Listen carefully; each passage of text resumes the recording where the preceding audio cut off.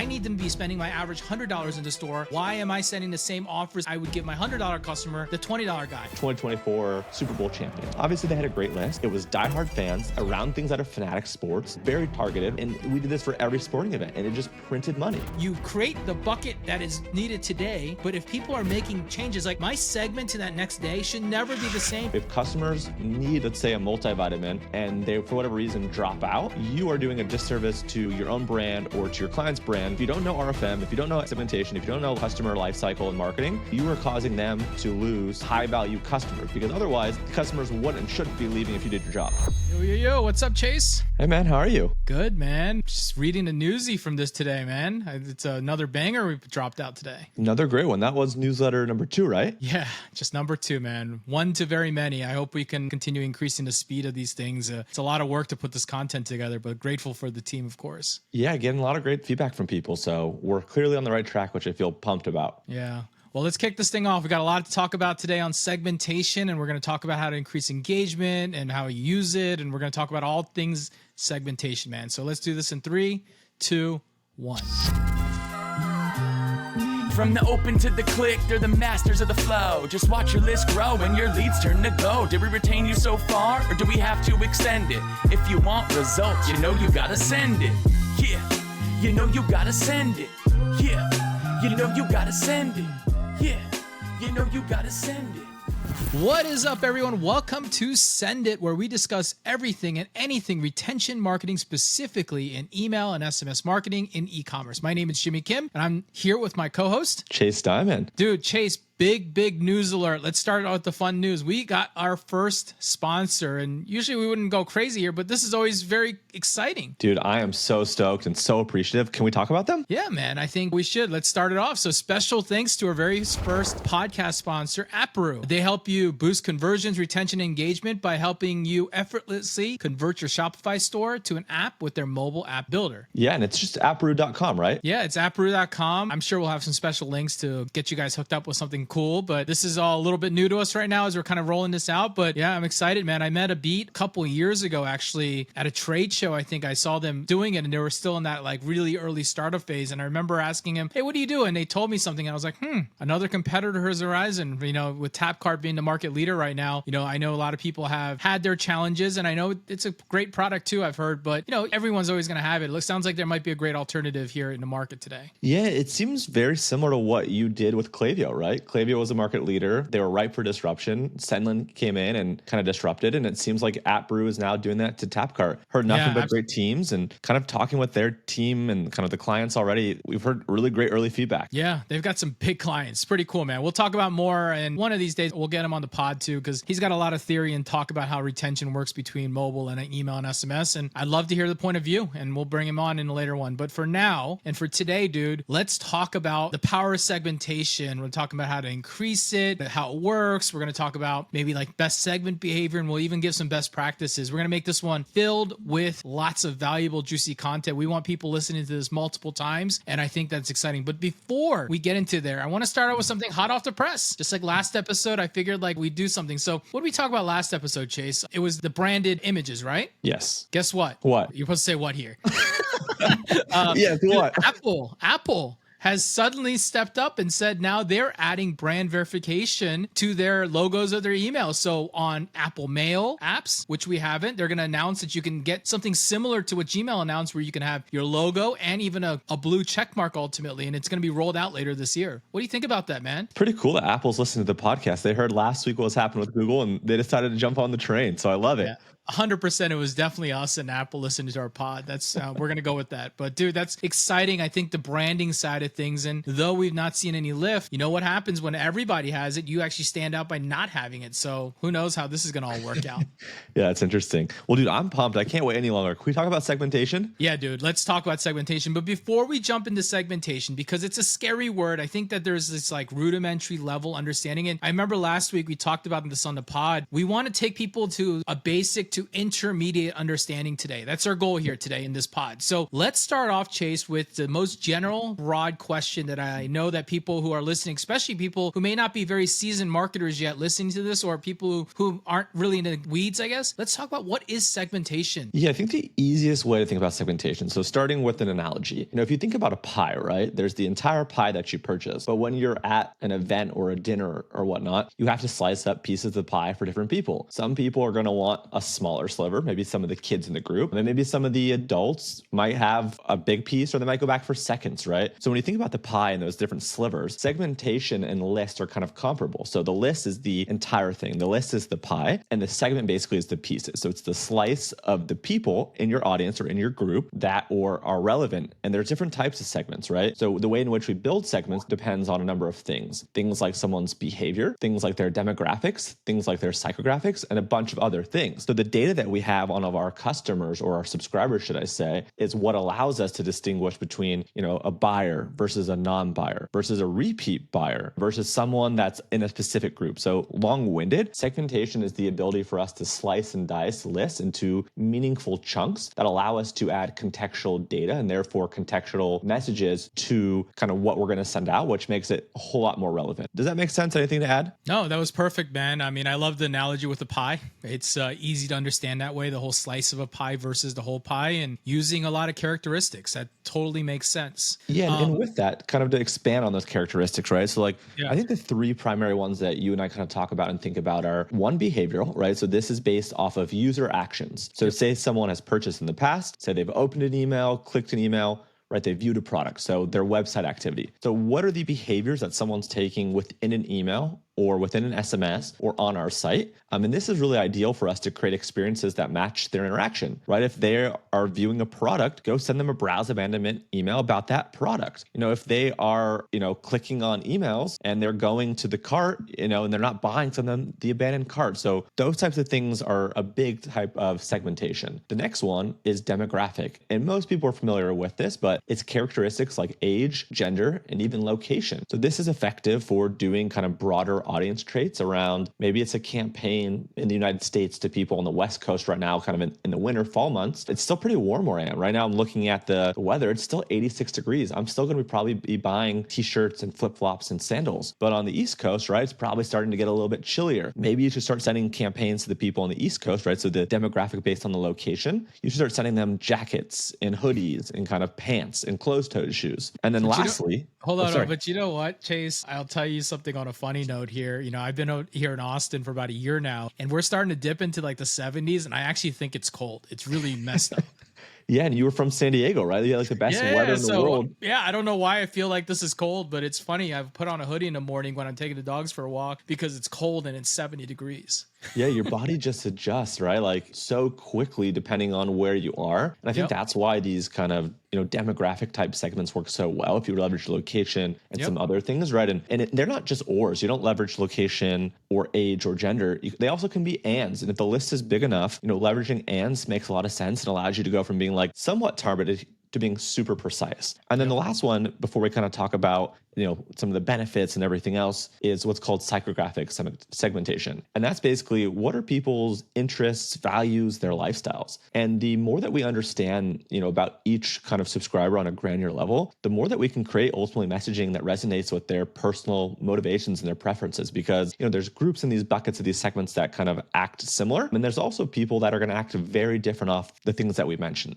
That makes total sense, actually. Yeah. No, I never heard of it that way, but it makes a lot of sense. And I also think that a lot of this can be layered on with like that first party data, which is like asking the user for information, like when they opt in, are you a man, female, are you shopping for a gift? All those questions you ask are all building up this profile ultimately that you can segment against. Yeah, 100%. And, some of the pitfalls of not using segmentation, I think we should talk about, right? Like the messaging is really generic, lower engagement, higher churn. Can we break down some of the benefits of segmentation for email and SMS? Yeah, dude. I think talking about the benefits is always great because we've defined what it is and and what it does. Now let's talk about benefits. I think that's it. I'll let you kick it off since you're on a kick here. So why don't you kick it off and I'll give you an idea back as I think about one. Cool, right? So all the data out there, all the reports out there, it's no surprise that the more segmented you are versus batching and blasting, that's going to lead to higher opens and click rates, right? The more personal your messaging is, the more relevant it's going to come across, and therefore the higher the likelihood that someone's going to engage. And email really is the best channel to nail the holy grail of the right person, the right message at the right time. Segmentation allows us to deliver on that promise.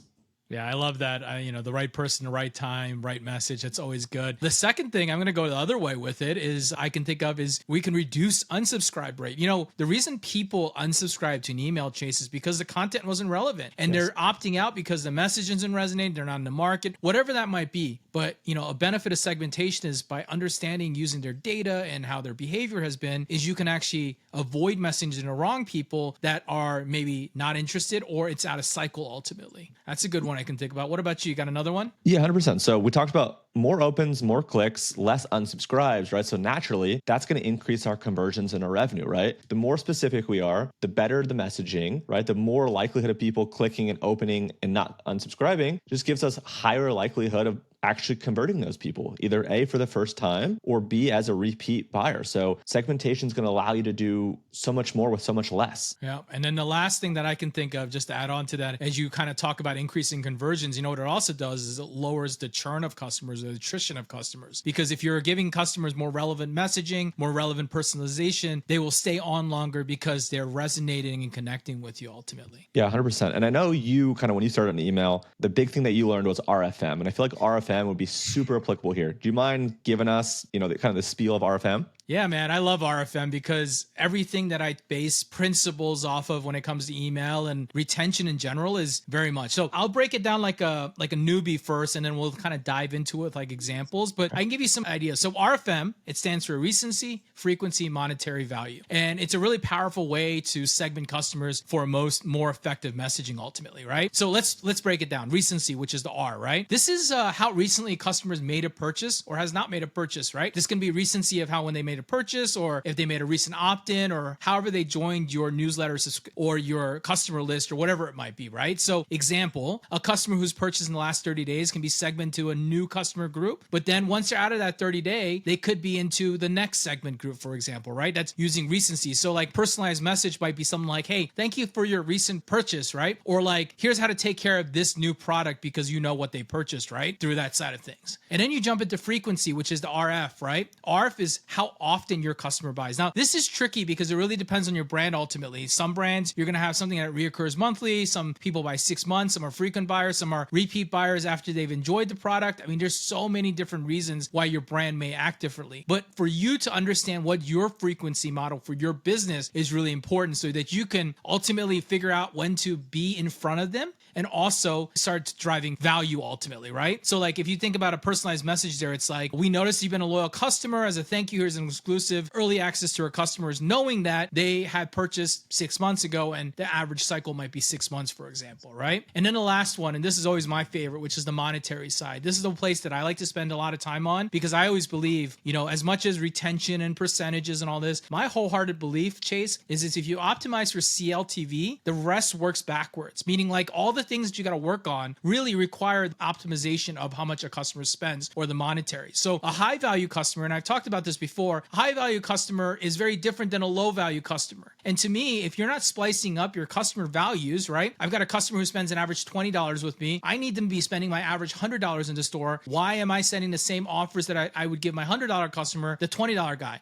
This person's a low buyer, so you want to offer them low value products potentially or more heavier discount products because you need to get them off the bench and get them to do stuff, where a high value spender will feel appreciated and motivated and continue their purchasing when they're offered with cost options that are more applicable to what they might be purchasing in that side of things, right? Does that make sense when you think about it? Like that data is telling you what the type of buyer they are, and not saying it's perfect, but it's the most easiest way to kind of generically go out there and reach and say, hey, if this person has spent a lot of money, they're more likely to buy more expensive goods from me. You know what I mean? And then the second part is obviously the goal setting is like, I want to tier my people and I want to take the low people and try to get them to the high level of purchase. Yes. Yeah. Dude, So I think we're all clear on like the basics of like what RFM stands for. Can you break down now, like, you know, what the, I guess the benefits are and like how implementing RFM can actually lead to like customer retention and boost engagement? Like, so we understand like the definitions, like what does that actually next step look like? Yeah. So when I think about RFM, what does it do? I think it breaks down to three things. This is what I think about. So the first thing is it enhances customer retention, right? So when you're targeting customers that are at risk or using data, your messaging is so much more personalized because, hey, if someone hasn't purchased in 90 days and we send them a, we miss you, it's been 15% off, you can't send that same message to a customer who's only been gone for 10 days, for example, right? That frequency of timing is going to help that. The second thing is it also is going to build loyalty to those frequent buyers. When you start recognizing these buyers are buying over and over and you're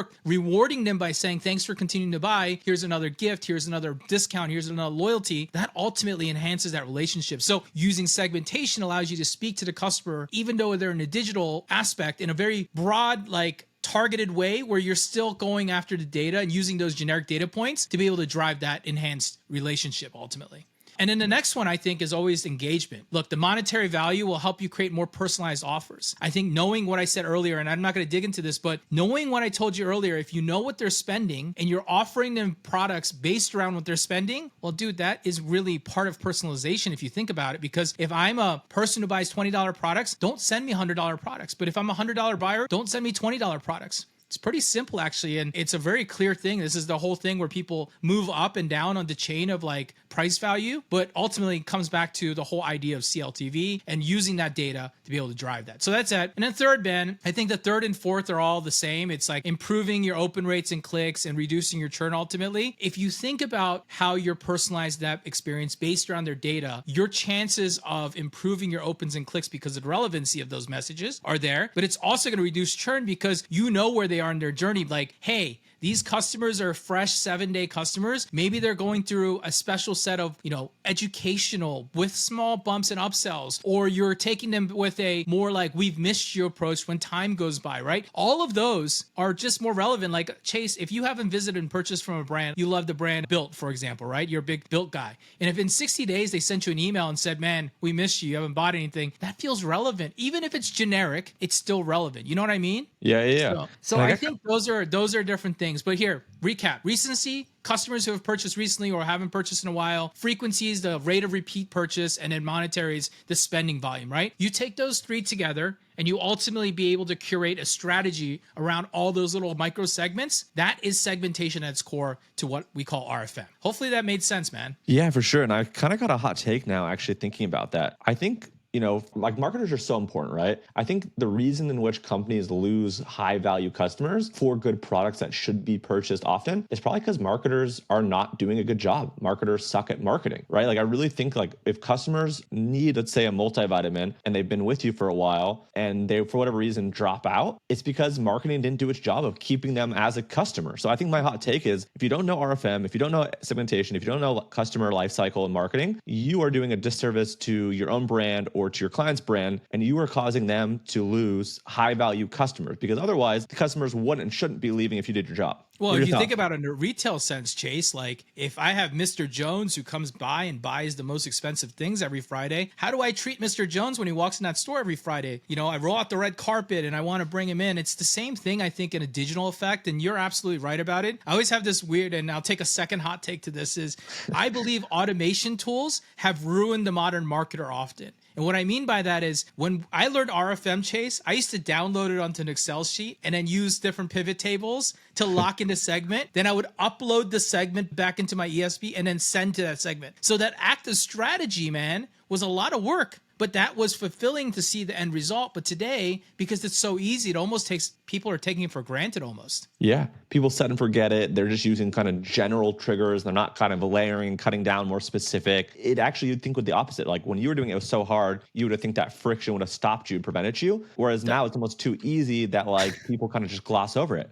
Yeah, that's exactly what I'm saying. I think it's really interesting how people think about it. But dude, let's talk into it. Like, I know I explained RFM, we explained the benefits. Everyone's probably like, okay, guys, we get it. Well, let's talk about actual key target segments. Because people ask me all the time, Chase or Jimmy, they're like, what are the key segments that I should use for e-commerce? Well, let's put them out there and tell people what you should be thinking about. Cool. So one that comes to mind to me, which is going to be the largest kind of segment that you're going to have, is prospects, AKA non-purchasers, non-buyers, right? Just the reality is, if you have a big list, most of the people probably have not bought from you, hopefully yet, right? Or, hopefully they buy from you at some point. And the goal right here, and that really the trigger that we're looking at, is someone has not made a purchase. And with this, we want to look at a couple of things. We want to make sure that they're engaged. So we want to look at when did they opt in and what has their behavior been. So we talked about in the very beginning, the behavioral segments. What are they doing on the website? What are they doing within emails? What are they doing with that SMS? Or what are they not doing, right? So taking all of these factors into kind of consideration and figuring out like, what do we know about this person? And this might be a little bit kind of over people's heads, but like there are kind of some cool things you guys can do to enrich the data that you guys have, whether it's a third party thing or a first party thing, and like making sure that you literally tag people's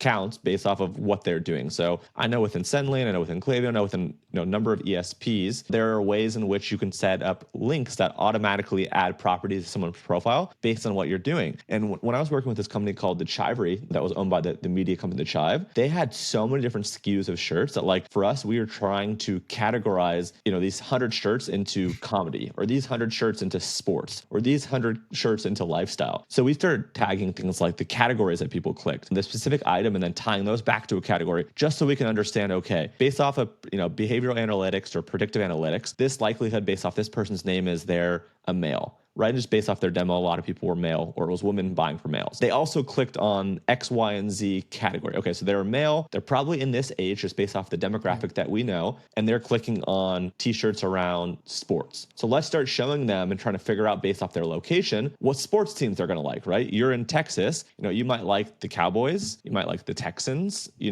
might like, whatever, the Astros, right? You might like certain teams based off your location. So can we figure out like which teams you like and therefore serve you content based off that? Does that make sense? Yeah, no, that makes total sense. I mean, using the behavior and data, especially because as you mentioned it, man, your largest data set is often your prospect list. And it's what people gloat over, but it's ultimately the one that they're probably not maximizing the dollars out of either. Yeah, 100%. And actually, one more specific example. So with that same brand, we always did shirts around like big sporting events. So the Super Bowl, the NBA Finals, the NHL Finals, right? The Stanley Cup, all those types of things. And what we basically would do is we would have the two teams that were playing, let's say in the Super Bowl, right? Let's say it's the Cowboys and let's say it's the Raiders, right? Yep. We'd have two different designs and two different emails ready to go. And whatever team won, as soon as we saw the winner, let's say it was the Raiders. I think you like the Raiders, right? Yeah, I'm a Raiders fan. Let's say the Raiders won. We'd have that email queued up to the specific segment ahead of time of everyone that lives in and around Oakland, right? Where they were originally from. Now it might also be Oakland plus Las Vegas, Nevada. And essentially what we would do is as soon as they won, within minutes of that happening, we would send out an email saying like, Jimmy, based off what we know about you, you're probably interested in celebrating the fact that the Raiders just won the Super Bowl. Here's 3 t-shirts that we thought you're going to love, all about the Raiders being the 2024 Super Bowl champions, right? And dude, these emails would print. Obviously they had a great list, but we were driving tens of thousands of dollars in revenue within minutes of sending that, right? Yeah. It's just insane. I think some of those campaigns had done like 6 figures off of like, I don't know, an email that went out to 50 or 100,000 people just because it was diehard fans around things that are fanatic sports, very targeted, right? And we did this for every sporting event and it just printed money. I can only imagine. I mean, it makes total sense. And when you get hit with something that's not only emotionally triggering, but also timely, man, that's like the 1-2 punch. Heck yeah. So that was probably pretty clear on non-buyers, right? Yep. The next one is, inactive or lapsed customers. So these are people that had bought previously, but they haven't bought in a long time, right? So when you think about what Jimmy mentioned around RFM, right? Like the recency and kind of frequency, right? Like these people have bought in the past, but they haven't bought, recently at the very least. Maybe they haven't bought frequently either, but these are people that haven't bought in a while. So with these, right, we have to be a little bit more specific. And I think this actually can be more than just email and SMS, but I would definitely hammer them with some emails and SMS with personalized offers, some incentives to get them to open and engage, and really kind of just express like what you've been up to, what are the best sellers, how they can get back involved, kind of what they're missing out on, really driving kind of the psychological elements around like FOMO and kind of scarcity and those types of things. But I also think too, like showing these people retargeting ads on Meta or Google, whatever platform, kind of just following them around like, we miss you. Here's the latest and greatest that we've been up to. Here are the special offers. So because these people have been inactive or lapsed, we're going to try our best hand at email and SMS, but we also need to be creative and look at other platforms and track them around the web. I know that sounds creepy, but we need to be kind of in their face around the web to kind of remind them about your company and hopefully get them to re-engage and hopefully buy again from you, type of a thing. No, I love that. And people call this a win back segment and different things that people might put out there. But ultimately, you're right. Like a customer is way more valuable than a prospect always. And spending the time trying to win them back is always worthwhile when you think about a customer. Yeah, 100%. And talking about customers, right? Like some of our best customers are what we call high value customers, right? So these are basically people that you want to continue to nurture and handhold and build a relationship with through the likes of like loyalty programs, hitting them with VIP offers, getting them special campaigns, giving them early access. Maybe you have like a Slack group or a Facebook group or a Discord group, whatever the kids are doing these days with kind of your best people in there that you're kind of sending behind the scenes. They got special access to you. Maybe you're writing them kind of handwritten notes and letters. Maybe you're sending them, mailers, right? Doing different types of things to make sure that these people stay really close to you. So that way you can really maximize kind of their lifetime value with you. I love that one. When you say just like high value, I'll throw a segment in there that I love. This is like one that I think is really powerful. I always say frequent buyers. So we're not talking about high value customers. We're talking about people who are buying at high frequency and regardless of how much you're spending, because why I love those people those are the people that will just keep buying and buying and buying. And they're usually heavily engaged and they want the most exclusive stuff, the early access, the loyalty perks. Those are like their best customers because they don't just buy one thing and they don't buy a lot of it in value. They'll just buy constantly over and over, a t-shirt here, a pair of shoes here, whatever that might be. So that's one of my favorite buyers and a very popular segment in my opinion. Yeah, and on that note too, like I think like the product launches and collection launches, like these are those buyers like you're saying, right? Yeah, and absolutely. Anything something new and great and the latest and the greatest, or anything that was popular that came back in stock, these frequent buyers are going to eat that up. And then lastly, to kind of round out the last segment before we talk about some other types of things, we have our discount shoppers as well, right? People that have either, purchased hopefully, or potentially people that are just clicking on discounts but haven't bought yet. Maybe they're waiting for like the best discount. So these are people that are kind of more like, I guess, value shoppers, right? They want to feel like they're getting something special. They want to feel like they're getting the upper hand and getting a deal. So, kind of coming up, Black Friday, Cyber Monday, right? The discount shoppers, this is where they're coming out of the woodworks like nobody's business are going to buy from you. That's exactly what I was going to butt it and say to you. I said, Black Friday, Cyber Monday, that is your discount shoppers showing up at full force right now. Definitely should be aggressive on those people because that's what they're looking for, a deal, right? This is their buffet, right? Like this is the buffet where they're coming all out to eat, taking it all. That's the time. I mean, their cards open the best. I'm a firm believer of that. All right, so we got non-purchasers, prospects, right? That's an ideal segment, A. Then we've got the inactive and lapsed customers. So these are people who've purchased but have not engaged after a certain bubble. We've got your high value customers, you got your frequent customers, and you got your discount customers. So I like that. It's like prospects, your inactive customers, and you got three segments of your customers: the high value, the regular buyers, and then the discount shoppers. And you kind of throw them out there, and you've got 5 great segments that you should be operating a business on right now. What do you think? Do you think that's a good 5? Those are great. Let's talk about some mistakes to avoid now. We talked about the segment. Yeah, you had to go there, Chase. We had to go to mistakes, man. Well, let's hear it, Chase. I know you've been itching for this.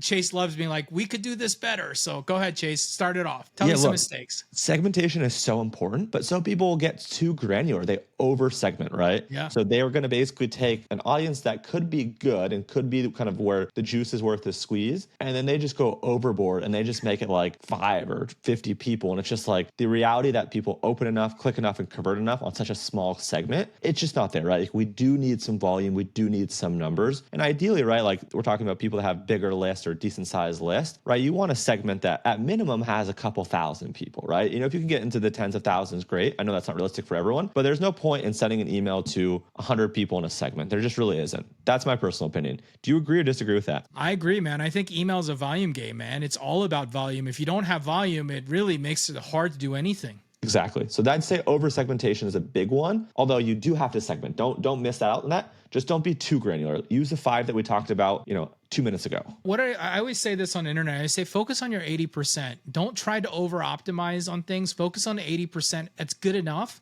Because in email, especially being a volume game, 80% is more than enough for a good targeting experiment. 100%. What about the next one, Chase? You want to do one more? You did over segmentation. So I think on the opposite of that, I'd be remiss if I didn't say under segmentation, right? Yeah. So you don't want to go too granular. You don't want to go too broad. You want to find kind of that happy medium, enough juice where it's worth it, kind of to put in the work. Because again, like you're going to have to create design. You're going to have to create copy. You're going to have to go through the time of running A/B test. You want it to be worth it, but don't under segment, right? When we talked about the 5 different types of segments, a lot of times the mistake that people make is they just do non-buyers or buyers, right? And it's just not specific enough. Not all buyers are the same. Someone that bought, like we talked about, a high value item shouldn't be receiving, the cheapest discounted stuff. The cheapest discounted person shouldn't be receiving the highest premium, no discount product. So don't under segment as well. You have to find the happy medium between sending to enough people versus sending to too many, right? Don't batch and blast. So it's kind of this line you have to find, but the more testing you do, kind of the more you review your data, the more that you understand this, the easier we'll get to find like that equilibrium where you're maximizing recipients without getting too kind of broad. No, what about you? What do you got for us? I love that one, by the way, under segmentation, because I see that happening more often than the over segmentation. I see both sides, right? I see people going crazy on one side and they're going like 50 different variables and drilling out these small audiences. And then I also see people who are just using the broad, like engaged all 90 day, right? That's under segmentation happening at its core ultimately. So if you're hearing this and you're not even splitting your customers and prospects out, well, that's a problem. And then the third one, I guess, and to me, a third mistake that I can think of is people ignoring behavioral data. And, like people are focused on all this data, their product purchase, but sometimes they don't look at the depthness of what you can actually get on data. Obviously, opens and clicks, that's pretty obvious. But like purchase history, their behavior and browsing activity, what they've done, like did they recently added a product to a cart or didn't add a product to a cart? Like these little things are really important. And that leads me to number 4. Number 4 is the one thing that drives me crazy about people with segmentation that they do is they pick the static setting and they don't let the thing be dynamic. And what you fail at with that is very simple. You create the bucket that is needed today, but if people are making changes, like if I send this email out today and I send it to this segment, my segment to that next day should never be the same because people purchased, hopefully people made action and I'm following them up in different funnels. So we shouldn't be using the same thing, but failing to update their segments regularly by using a static audience and just carrying it out for days and days drives me wild. It should be always dynamic when you have the option, unless it's a very specific reason it needs to be static. Man, that's such a great one where like I do that like naturally and intuitively, but I've never thought necessarily about doing that. So I got to imagine that's probably like slipping people's mind kind of over their head where it's like, oh, wow, like that's such an easy mistake to make. So that's a great one. Yeah. You got another one for us? We've done about 4. Let's do like 10 of these. Okay. Yeah, I got a couple more. So I got one and then we'll kind of go back and forth, I guess. So okay. The next one for me is over relying on discounts for segmented campaigns, right? So when we're going to hone in and we're going to target specific people, we don't need to use a discount in every single email. We just don't, right? I think a lot of people are like, I don't know what to send. I don't know what campaigns to send. Flash sale, right? And every email ends up being like a flash sale, right? And the more that we use flash sales, the more that we're training our non-buyers and our buyers, frankly, to look out for discounts, right? And it's like, we're just going to erode profit margins. We're therefore like, once you get into the solution and kind of the habit of always sending discounts, like you are therefore a discount brand, and the only way that you can drive the people that bought before in a discount is to get them again with a discount in the future, right? So making kind of things that are personalized, early access, recommending products based off what you know about them, sending really value-driven content, getting these people to engage and inherently they're going to buy, right? Like if you have a good product and it's not like thousands of dollars, like you don't need to discount necessarily a $50 product or a $25 product or a $100 product. You can get people just based off building trust and showing them that you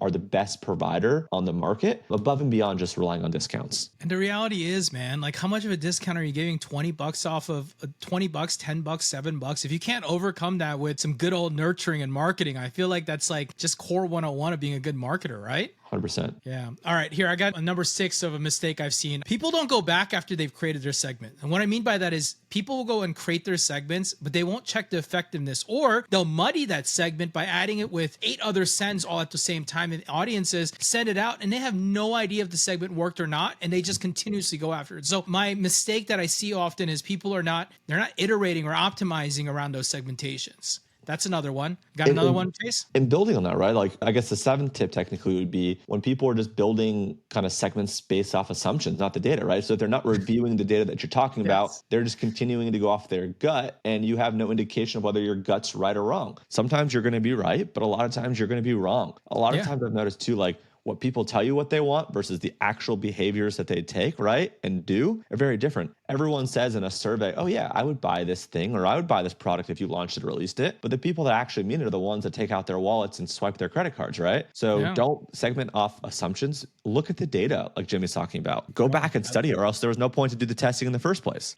I love that one. That one's such a simple one. Assume, right? Stop assuming stuff. Use the data, right? All right, here's another one we think about, I see often, is like people fail to segment and send personalized. So they'll go off and segment. Here's the best way I say it. They'll go off and segment. They'll do all the right things, right? And then when it gets to the core of the messaging, they'll send the same message to those people. And I'm like, what was the whole point of this exercise ultimately? Why are you neglecting the segment by engagement level that you created? Don't send the same message to those who are your high value customers that you're sending to your most inactive customers, expecting to have same results. You know what I mean? Yeah, and doubling down on that, right? Like the same type of thing, like people ignore lifetime value in segmentation. So literally the masterclass that you gave on RFM and that we gave on segmentation, people throw that out the window and ignore that entirely. And they miss out on identifying who their MVPs are, like who are the most valuable people to you, who are the most valuable customers to you, and you need to do everything you can to retain them. And that kind of goes back to the hot take that we were saying, like marketers mess everything up, right? Like don't take a great customer and screw them over because you just had a lack of effort or lack of care or oversight. Treat them well and make sure that you take into account the lifetime value of a customer in the segmentation. Dude, I love that one. You know how much I love CLTV. I think that that's like such an underrated topic that people don't talk about enough, especially in retention. Like that should be a number that I always look at repeat rate of the customer, right? Customer repeat rate. And I look at CLTV. Like those are the two things that I care most when I try to figure out how well their retention program is working, because it tells you everything. How good's the product? How good's the marketing? What's the improvement area, right? Like if it's a good product, and I'm sure you've seen this, Chase, you got a good product, it doesn't matter how good or bad your email marketing is, you'll make sales because the product is really good. I see that. And then a little tweak will make it great. But if you have a really bad product and your retention's struggling, it's probably not the retention, it's probably the product. And it's just definitely something that I think about when I hear customer value as being a thought process behind that. All right, last one, number 10. I'm going to think about one last one. I think I'm going to take that same take of that whole one size fits all segment, right? I kind of mentioned it, but it's too many people in this market. And this is going to be, maybe if anyone's listening to this, may offend people, but too many people in this market are taking the 90-day, select all in the entire account, 90-day engage window and blasting that out. That one side segment is like money being thrown away left and right. That little bit of effort that you might have spent duplicating those emails to 3 different emails and changing some subject lines and some copy, that is a lot of money that you're leaving on the table. Any thoughts on that one? That's a great one, man. That was a great one to send it home. And no, I completely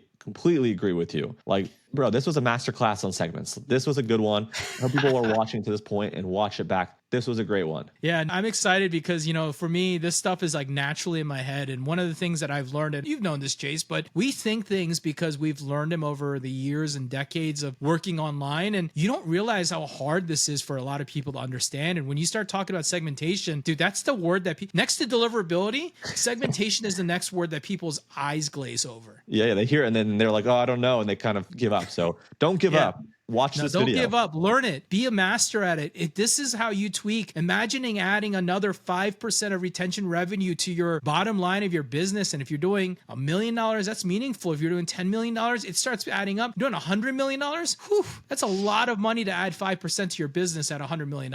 Huge. Yeah. Well, dude, I think that's a wrap. We're at the top of the hour. We've gone longer than we expected, but dude, that's a wrap. If you enjoyed this podcast, guys, and you've enjoyed today, make sure you like, subscribe, follow, and leave us a rating on your favorite podcast platform. You can follow the show on X, LinkedIn, YouTube, IG, TikTok. We're everywhere ultimately. But the first thing I do is I encourage you to join our newsletter. It's at ecom.emailmarketer.com. We'll drop it in the show notes or all around here. It'll probably flash on the screen here. But make sure you sign up and join our newsletter. We've done 2 now. It's been a hit. People are telling us it's great. They're learning stuff. This is the things that we want to do. And you can also follow us on social. Chase, where can they follow you on social? I'm on most all platforms. Just search for my name, Chase Dimond, no A in Dimond. You can find me on pretty much every social. Let me ask you, Chase, when did you pick up this whole like Dimond, no A in Dimond? Is this like a family saying?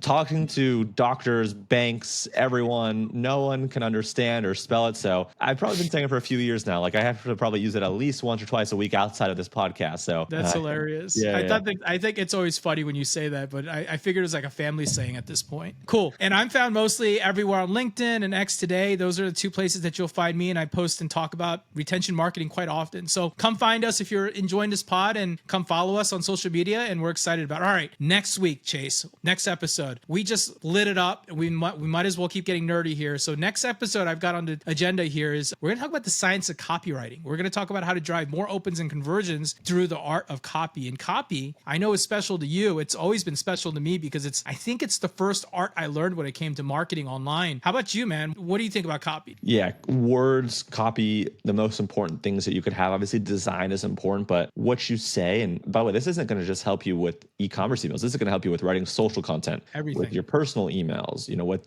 anything you do. The better that you can write, the better that you can speak, the more opportunities you're going to have. So tune in. We're going to break it all down. Yeah, I'm excited, man. I'm going to go search for some examples to break down a little bit because I like this whole screen sharing thing. I watched back that last pod and I was like, we do a good job explaining some good stuff visually too. So it's always good, cool, man. And the YouTube shows it because people are following us. So thanks, Chase, dude. Thanks again. Great pod as always. We'll catch you on the next one. See you guys later.